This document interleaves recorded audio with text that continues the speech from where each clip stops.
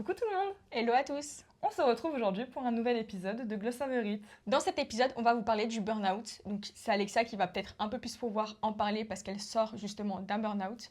Donc tu peux peut-être nous expliquer un peu ce que c'est pour ceux qui ne savent pas. Ouais.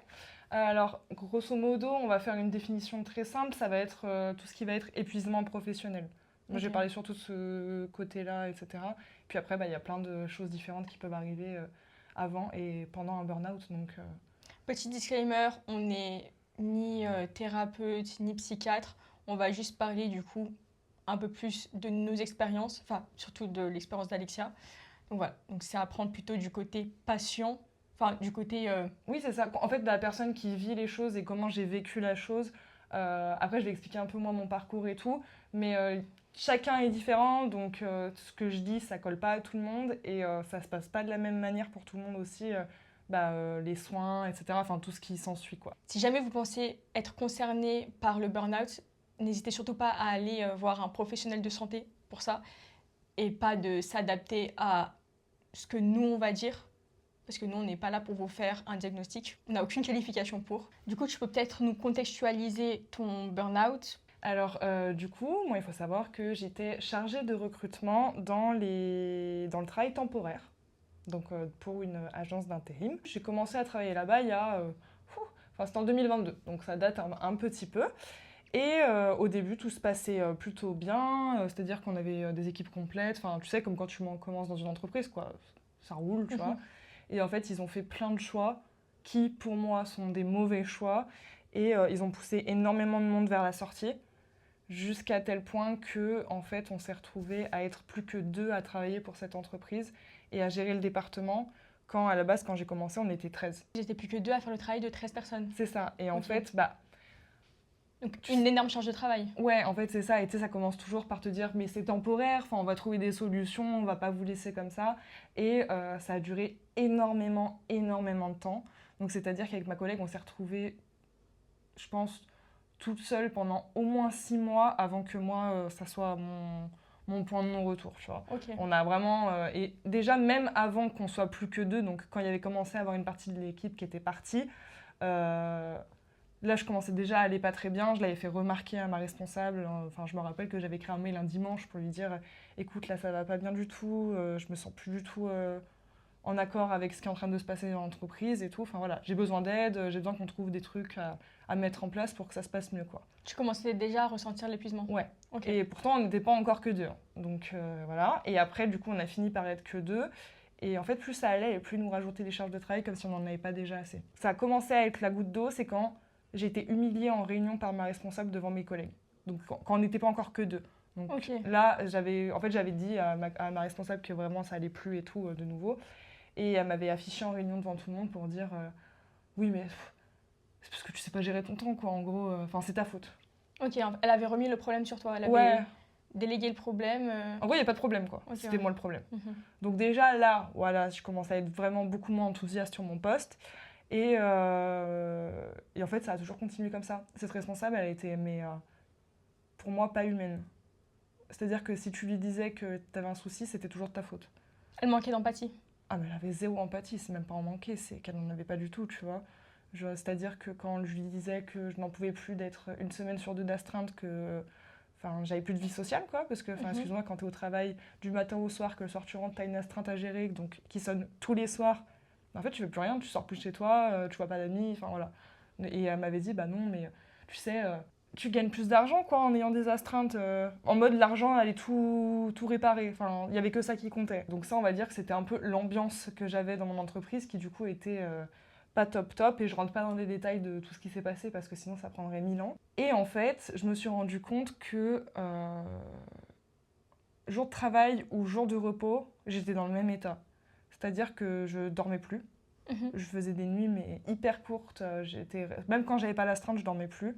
Tu restais pas à te reposer même pendant tes jours de repos. Ah ouais, non. J'étais constamment sous pression, constamment pas bien, etc. Je mangeais plus. Ok. J'avais plus d'appétit, j'avais plus faim. Entre midi et 2, quand j'étais au travail, j'avais pas le temps de manger souvent, donc du coup, je sautais les repas. Donc en fait, je pense que mon estomac s'est habitué à moins manger, sauf que jusqu'à ce que ça me coupe totalement l'appétit, je pleurais tous les soirs. Mhm. Je me réveillais la boule au ventre. Vraiment, c'était vraiment l'image de je marche à reculons pour y aller, quoi, parce que j'ai Mhm. pas le choix. C'était horrible. Et en fait, j'ai fini par me renfermer totalement sur moi-même. Et c'est genre un jour, j'étais en train de prendre un café avec une collègue d'une autre branche. Et là, je sais pas, genre vraiment, tu sais, j'ai eu un déclic dans mon cerveau. Mhm. Et je me suis dit, je peux plus y retourner. Ça a été le point de Ouais, il non-retour. s'était passé encore plein de trucs. Enfin voilà, je m'étais pris plein de réflexions ce jour-là. Et j'étais au café. Et Mais je là, me suis... c'était sur un jour de travail? Oui. Et Ok. je me suis dit, en fait, je peux pas continuer comme ça. Là, je vais pas y arriver, je peux plus. Et donc, Ok. je suis quand même retournée l'après-midi travailler. Mhm. Et en fait, j'ai passé l'après-midi en pleurs, à avoir mal au ventre et à tourner dans mon bureau et à pas réussir à travailler, quoi, concrètement. J'avais appelé le médecin entre midi et deux pour demander un rendez-vous et tout. Et je me suis rendu compte que c'était pas normal, quoi, d'être dans cet état-là. Enfin, tu sais, c'était vraiment... mon physique me faisait remarquer qu'il y avait quelque chose qui allait pas, jusque-là. Et ce jour-là, c'est mon mental qui m'a dit, non, il y a clairement un problème, là. Ok. Genre, il m'a dit, c'est bon, on n'y va plus, c'est pas possible, on peut pas. Donc, du coup, ça... Mais vraiment, ça m'a pris des mois, quoi. Et donc, du coup, suite à cet après-midi-là, t'as pris conscience et t'es plus jamais retourné travailler? Bah, en fait, globalement, ouais. Enfin, tu sais, ça paraît hyper soudain de Mhm. dire, ok, la meuf, elle retourne plus travailler, quoi. Mais en fait, ce jour-là, j'ai pris plein de rendez-vous. C'est-à-dire que je me suis dit, ok, il faut qu'il se passe des choses et tout. Euh, En fait, j'hésitais à y retourner le lendemain. Ok. J'étais vraiment tellement pas bien que ma collègue, du coup, m'avait dit, bah écoute, je te garde l'astreinte ce soir. Comme ça, au cas où, si ça va pas, bah voilà, tu vois, t'es tranquille au moins ce soir, etc. Et en fait, j'ai envoyé un message à ma chef le lendemain matin pour lui dire, je suis malade, je peux pas venir, quoi. Enfin, Mhm. réaction de ma chef, est-ce que tu peux faire un mail à ta collègue pour la tenir au courant de ce qui se passe dans ton pôle, etc. Je suis malade, je dois travailler, genre, même si c'est 3 minutes chez moi, déjà c'est interdit, mais j'avais pas encore vu le médecin, donc j'avais Mhm. pas l'arrêt. Donc Ouais, je mais pouvais t'allais rien. la voir dans la journée. Ah bah oui, j'allais voir un médecin. Donc du coup, j'avais fait une visio avec un médecin ce jour-là, parce que bah, Compliqué de trouver un rendez-vous en tout de urgence le suite, jour c'est même. ça. Donc du coup, j'avais eu 3 jours d'arrêt, et en fait, ces 3 jours-là, ça a été le rush total. C'est-à-dire que pendant ces 3 jours-là, il fallait que je prenne rendez-vous à la médecine du travail, Mhm. parce que du coup, bah, ça, c'était quelqu'un qui me l'avait conseillé, que comme mes problèmes de santé, en fait, étaient liés directement au travail, qu'il fallait que j'aille leur en parler. Mhm. Et puis, c'est des consultations gratuites, en fait, qui sont prises en compte par votre entreprise, etc. Et vous pouvez faire la demande sans informer votre employeur. Vous pouvez avoir des consultations qui sont discrètes, en fait, et qui sont à votre initiative. Parce que souvent, on pense que la médecine du travail, c'est que quand l'employeur, il tu fais la visite médicale, etc. En fait, non.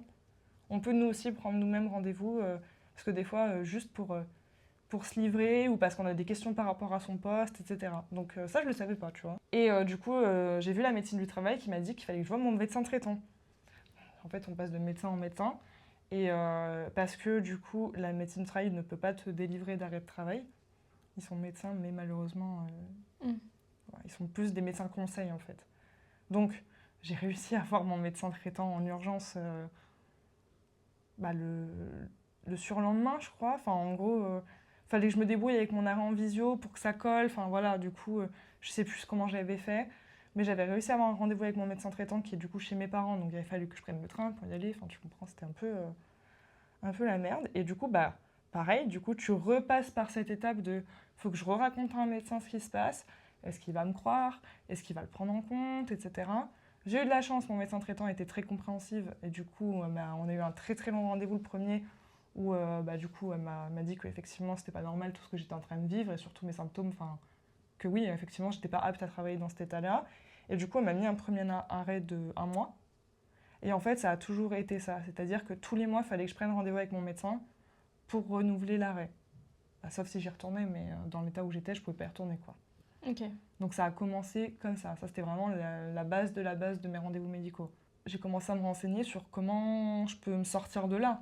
Parce que plus les mois passaient et plus je me rendais compte que je voulais pas y retourner. Et que... En fait, c'est pas que tu voulais pas, c'est que t'étais pas capable d'y retourner. En fait, je me dis que si je guéris et que j'y retourne, Tu je vas vais ouais. recommencer. Ça va être de nouveau la même chose. Donc du coup, il n'y avait pas d'intérêt. C'est un cercle vicieux. Ouais. Et puis ça sert à rien de faire toutes ces démarches pour aller mieux, pour retomber pareil 6 mois après et que ça fasse la boucle, quoi. Et du coup, en fait, ça a duré super longtemps. C'est-à-dire que je suis restée arrêtée 1 an. J'ai vu plusieurs psychologues, j'ai vu un psychiatre, j'ai vu la médecine du travail, j'ai vu mon médecin traitant, j'ai vu le médecin de la sécurité sociale. Tout ça, genre, putain, mais ça fait beaucoup de personnes à voir. Et c'est beaucoup de personnes à qui tu dois re-raconter à chaque fois, etc., pour te justifier. Et en fait, il y a un truc dans le burn-out qui me gênait énormément et que j'ai pris énormément de temps à prendre conscience, c'est que j'étais légitime, tu vois.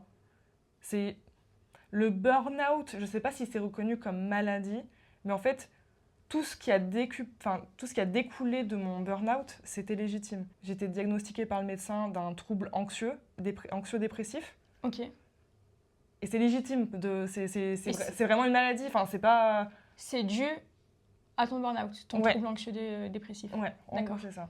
Et en fait c'était énormément lié au travail, c'est-à-dire que mes crises d'angoisse, je les faisais, tu vois, genre la dernière semaine qui restait de mon arrêt, je commençais à angoisser de me dire, imagine le médecin me dit, il faut que j'y retourne et tout. Et je commençais à faire des crises d'angoisse à répétition, etc.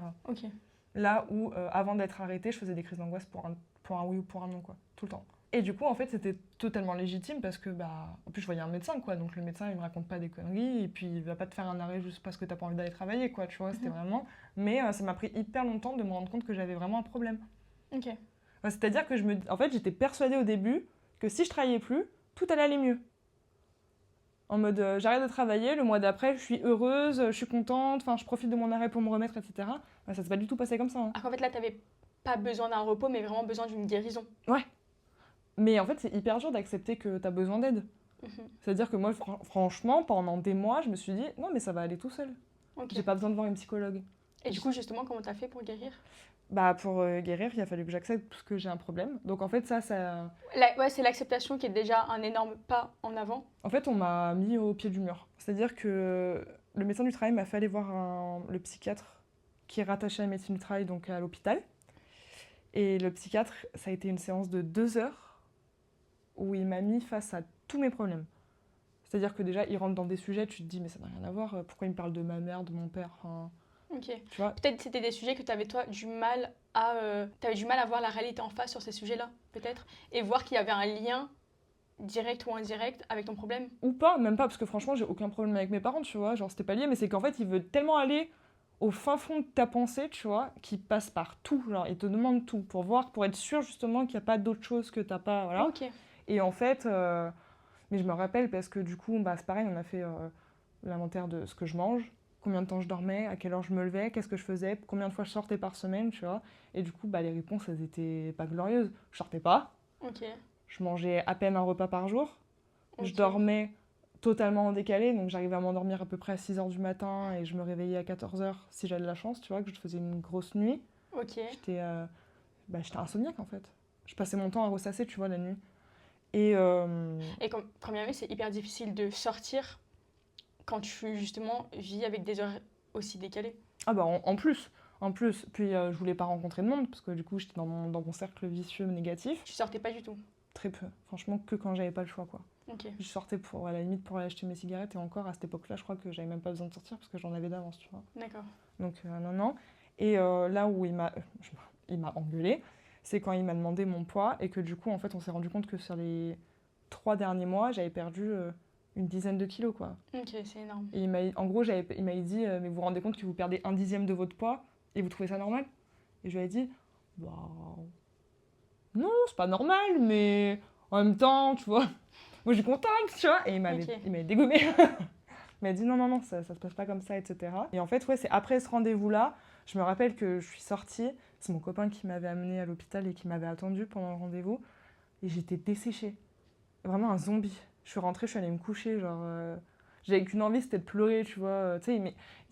En même temps, il a besoin d'être comme ça, mais il était dur. Il me disait, ouais, mais si votre mère, elle vous voyait, elle dirait quoi en fait, c'était vous vous reconnaissez pas dans le miroir, tu vois. C'était pour te secouer. Il était dur, mais c'était juste pour que tu prennes conscience. Ouais, en fait, parce que je voulais pas accepter. En gros, il m'avait fait le parallèle, il m'a dit, en gros, là, tu t'es cassé une jambe et tu refuses de mettre un plâtre.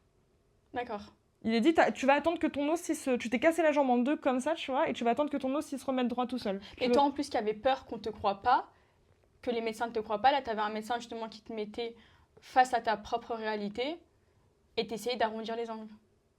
Bah, face à lui, en fait, justement, j'essaie d'arrondir les angles, mais il a capté que j'arrondissais les angles, donc il m'est rentré dedans, tu vois. Ok. Parce que pareil, genre, mon médecin, je lui avais jamais dit à quel point c'était grave, entre guillemets.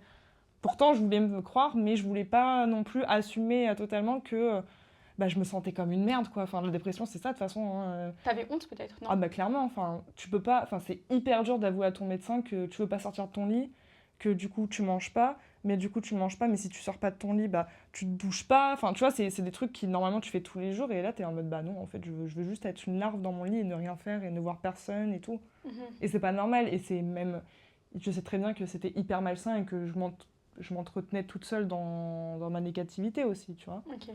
Et du coup, c'est après ce rendez-vous-là avec le psychiatre que déjà j'ai commencé à mettre certaines choses en place que lui m'avait dit. Rien que pour le sommeil, j'ai commencé à prendre de la mélatonine et il m'avait fait créer tout un rituel du sommeil. C'est-à-dire que tous les jours, il fallait que je me couche genre 20 minutes plus tôt, tu vois, jusqu'à réarriver à une heure décente, que je sorte 5 minutes par jour. C'était pas sortir une heure, sortir voir des gens, c'était tu sors 5 minutes de chez toi, genre. Ce qui est très peu, mais pour toi a été énorme. En fait, il m'a dit, tu vas pas courir un marathon tout de suite. Oui, il faut Tu vois. s'entraîner avant. C'est ça. Donc du coup, c'était petit à petit, tout petit à petit. Le soir, du coup, mon rituel, mais c'était des trucs tout cons, tu vois, qui ont vraiment commencé à améliorer. C'était, je me faisais toujours une infusion avant de dormir. 1 heure avant de dormir, j'éteignais mon ordinateur, etc. Je me faisais mon infusion, je me calais, soit avec un livre, enfin, je faisais un truc. Je prenais ma mélatonine, quand j'ai commencé à en prendre, que j'ai capté que ça allait me faire du bien. Et 1 heure après, j'étais au lit, tu vois. Bon, je m'endors pas forcément tout de suite 1 heure après avoir pris la mélatonine, etc. Mais juste le fait de me dire, ok, tous les soirs je fais ça, bah ça te met en place les choses, des bons réflexes, tu vois. Et du coup, ça a commencé juste par ça. Et après, j'ai vu mon médecin, du coup, j'ai accepté de prendre des antidépresseurs, ce que jusque-là j'avais refusé, je voulais pas. Sauf que bah, comme il m'a dit que j'en avais besoin, j'ai dit bon bah au bout d'un moment, j'ai pas le choix quoi, ok. Et franchement, mais c'est presque le médecin. Le médecin, il était un peu comme moi, un peu sceptique sur les antidépresseurs. Et au final, ben, toutes les deux, on était étonnés d'à quel point ça m'a fait du bien. J'ai des très très légers. Parce que du coup, comme je commençais un peu d'être dans une meilleure dynamique, bah, en fait, ça a été le coup de pouce qui me manquait. Mhm. Et du coup, c'est à ce moment-là que ça a commencé tout doucement la guérison. Et quand j'ai commencé à vraiment me sentir mieux, c'est grosso modo cet été, quand on a commencé à sortir, que bah, on a rencontré tout le groupe de copines, etc. Et que j'ai eu un peu une raison de plus de sortir. Parce que vous avez commencé à être un peu... Au début, vous étiez beaucoup force de proposition. Moi, j'étais un peu plus une suiveuse. Je proposais pas forcément des choses de moi-même. Et après, t'as commencé à l'être d'un coup, vers octobre. Ouais. Ouais. Et en fait, tu vois, c'est à ce moment-là, je pense, que j'avais vraiment... j'étais vraiment en pleine guérison, quoi. Et puis surtout, c'est à ce moment-là que j'ai commencé à avoir des perspectives de fin de contrat. Parce que, en fait, jusque-là, j'avais demandé une rupture conventionnelle qui m'avait été refusée. Parce que du coup, c'est la manière la plus simple de terminer ton contrat quand c'est en accord avec l'entreprise et l'employé. Sauf qu'ils n'ont pas voulu. Et on m'avait dit, en gros, au début, c'était tu démissionnes, quoi. Sauf que démissionner sans rien avoir derrière, c'est pas possible. Enfin, on s'entend bien que quand t'as un loyer à payer et tout, et même si t'as pas de loyer, t'as toujours des charges, en fait, à notre âge, peu importe. Tu peux pas t'en sortir avec 0 de revenus. Surtout que là, tu pars, pas parce que t'avais plus envie de travailler, mais tu pars parce que les conditions qui te proposaient ne t'allaient plus. La surcharge de travail était telle que tu réussissais plus à te lever de ton lit. Oui, c'est ça. C'est ça. C'était pas que de mon fait. J'étais pas fainéante, j'étais pas... voilà. Si ces conditions n'avaient pas été de la sorte, tu aurais voulu continuer de travailler. Donc là, c'est oui.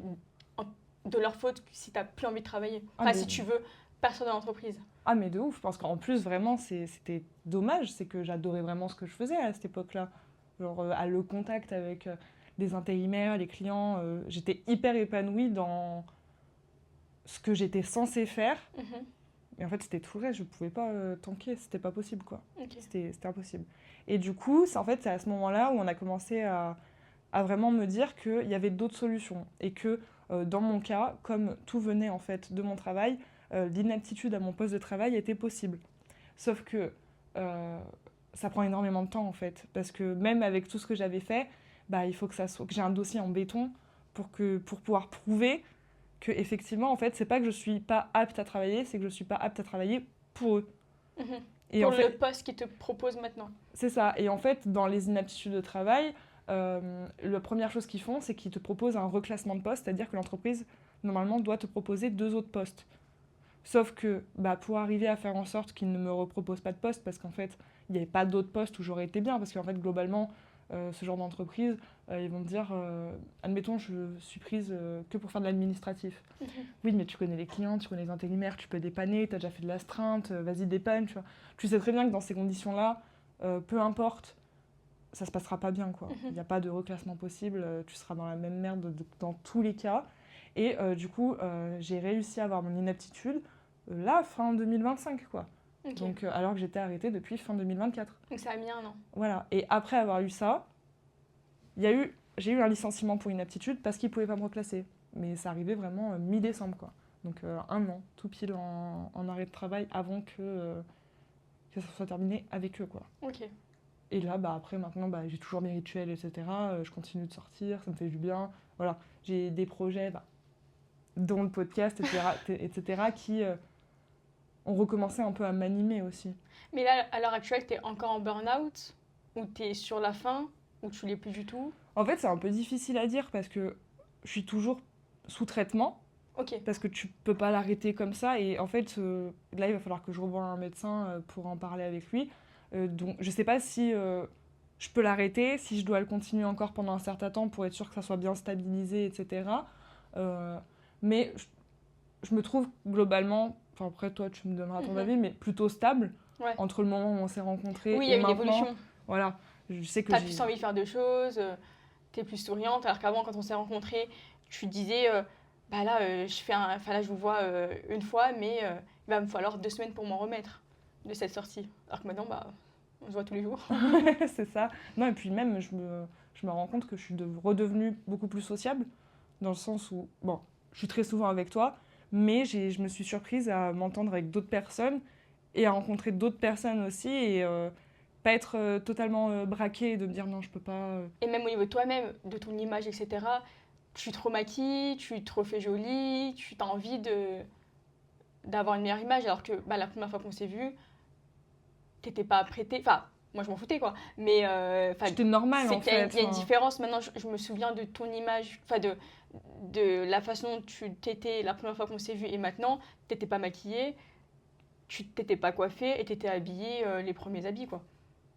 Peut-être pas à ce point-là, j'avais fait un petit effort pour non, faire bonne impression, mais j'étais pas moi-même en fait. T'avais pas du tout ce style-là, ce que je veux dire, t'avais pas du tout ton style, t'étais juste vraiment comme tu disais dans le podcast précédent où t'étais habillée juste pour te fondre dans la masse. Ouais, j'étais dans la norme en fait. Voilà, c'est pour ça quand je dis que t'étais habillée, que t'avais pris les premiers habits, non. Enfin, c'est juste que c'était pas tes habits à toi, enfin, c'était pas du tout le même style. Là, je te vois toi. Et même, tu nous avais montré une photo de toi avant, et on avait tout dit, moi, mais qu'est-ce qui s'est passé? Genre, c'est pas du tout la même personne. On voyait le comparatif des deux, et du coup, ça se voyait que t'étais mal. Puis même, je pense que ça aussi, ça m'a aidé.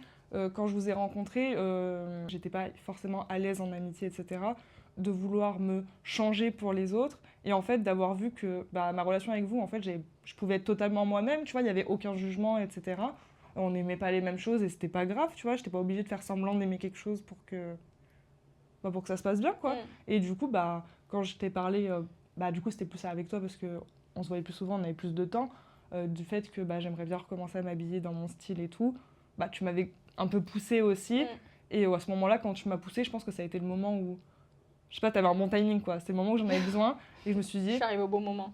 Ok. Et à partir de ce moment-là, je me suis dit ok. Alors après, je suis pas comme ça forcément tous les jours, tout le temps non plus, tu vois. Oui, on n'est pas tout le temps, tous les jours au top. Et j'ai quand même une bonne garde-robe de vêtements noirs, mais pas que ça quoi. Enfin, au bout d'un moment, y a des limites quoi. Mais oui, c'est sûr qu'il y a une grosse différence. Et puis même moi, dans ce que je vois dans mon reflet dans le miroir, j'ai moins de cernes, parce que je suis un peu moins fatiguée, je dors mieux. J'ai pas repris de poids, mais je suis stabilisée en poids. Donc du coup, j'ai arrêté de faire un peu yo-yo, un coup je peux mettre ce vêtement, un coup non, etc. Forcément, tu dors mieux, tu manges mieux. Ça se voit sur ton visage. J'ai repris l'activité physique aussi, du coup. Ça aussi, je pense que ça a beaucoup aidé d'avoir commencé la danse en septembre. Puis là, le sport récemment, la salle de sport récemment, etc. Finalement, c'est plein de petites choses, tu te dis, qui n'ont pas forcément d'impact, mais mis bout à bout, si, ça a un gros impact. Et aujourd'hui, du coup, je sais pas trop, mais je pense que je suis vraiment soit guérie, soit presque guérie, soit peut-être qu'on pourra me dire que c'est pas quelque chose dont tu guéris réellement, c'est quelque chose que tu dois entretenir toute ta vie, après tout ça, d'entretenir son bonheur un peu, entre guillemets, mais je suis vraiment sortie de mon gouffre, quoi. Enfin, là, Ouais, c'est déjà ça. je me sens mieux, quoi. C'est tout ce qu'on te souhaite. Bah, merci. Et me concernant, dans mon premier job étudiant à McDo, j'ai vécu des petits trucs pas forcément cool. C'est Alexia et Ziandra du montage. En fait, on s'est rendu compte que la vidéo était beaucoup trop longue. Du coup, on vous laisse là pour cette vidéo et en fait, on se retrouve mercredi prochain pour la suite qui sera un peu plus centrée sur Diandra. Bisous! Bisous!